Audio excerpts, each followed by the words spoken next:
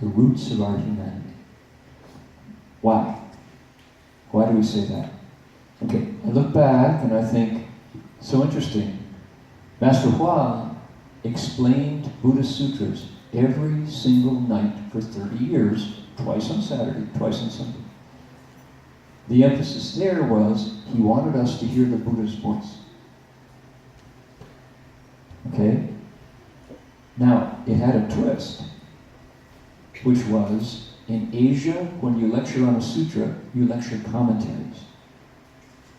The idea is, we don't have enough wisdom to understand the Buddha's voice by ourselves. We have to go through the opinions of the ancient worthies of the past, the men and women who were holding the tradition up in the Tang Dynasty, the Song Dynasty, the Ming Dynasty. That's the way you do it in Asia. Master Hua said, now those commentaries are great. Those are wonderful, wise books. We look at them by the day, but when it comes time to lecture, we close them and put them on one side. We put the sutra in front, and we encounter the Buddha's voice directly. That's not the way it's done in Asia. That's the way he did it in America. He said, use your wisdom. These Buddhist sutras are like a mirror that you can't do without for a single day if you want to find out who you are. Find your identity through the mirror of the Buddha's wisdom directly, he said. Sure enough, he did that at night. But during the day, Master Hua explained the texts of humanity. What? Confucius. This is what I came to after, this is the time capsule that's opening for me now. I wouldn't have been saying this 10 years ago if I won't be saying it in 10 years. Here's how I make sense of what Master Hua really taught us. He gave us the Buddha Dharma through a Confucian lens. Now, why do I say that? And why Confucius? What's that about? In Chinese culture, Confucius is the teacher you turn to find out how to be a person. Master Hua looked at America, at the West, at North America, and he said, you know, we here are deficient in our understanding of what it means to be a person. We do rugged individualism to an extreme where we run away from our nuclear family. We don't know how to recognize the gifts we've been given by our parents, he said. So, that's the first lesson. Reconnect with your roots of humanity. It says, trees stand on their roots, people stand on the roots that are our parents. Why? Goody-goody? No, not that. What's the goal of the practice? We heard it last night at Go Hui. Our Master Lai said, Master Hua came to turn us into Buddhas, to have us recognize our Buddha nature. And that's one side. The other side of that is great compassion. In Chinese, it's called Tong Ti Da Bei, same body, great compassion.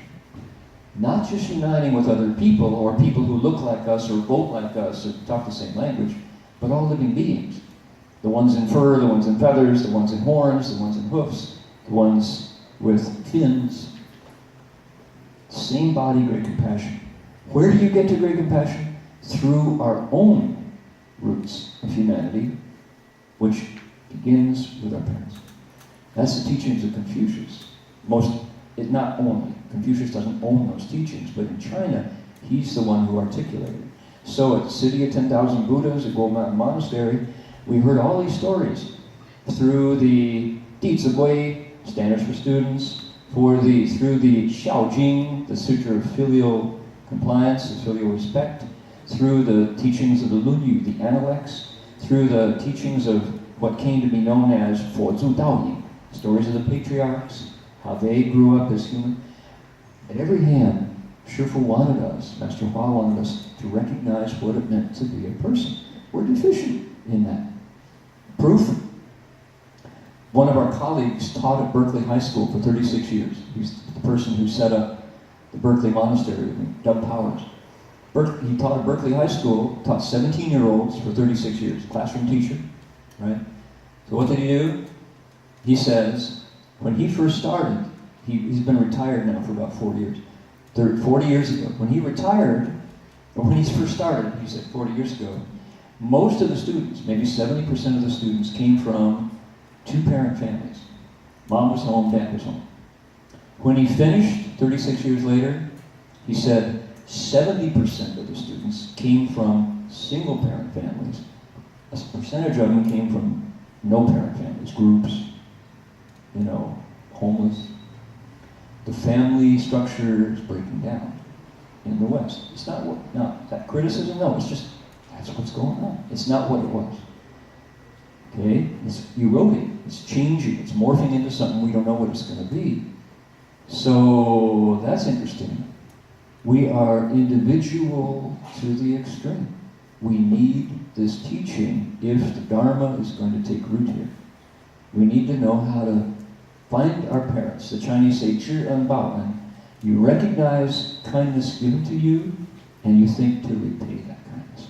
知恩报恩. That's our first teaching. Then you go on to understand emptiness, samadhi, wisdom, and compassion. If we think we're going to jump right directly to Bodhi without even acknowledging the blessings given to us, it's going to be slow, for sure.